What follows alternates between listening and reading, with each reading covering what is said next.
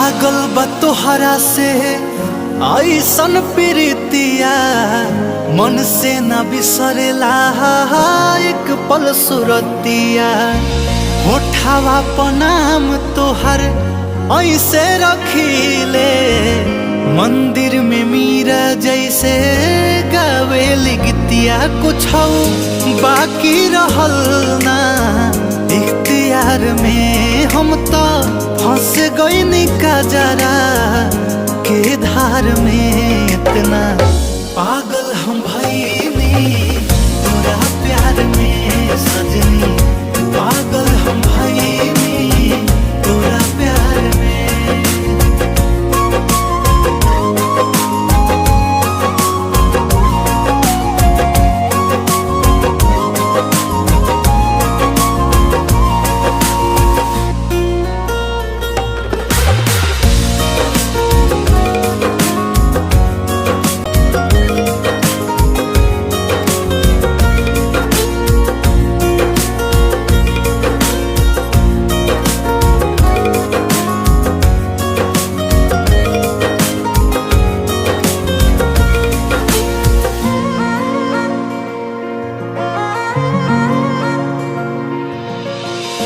चंदा के नियन रूपवा के सिया चकोर हो, मिले ऐसे जैसे रतिया से भोर हो।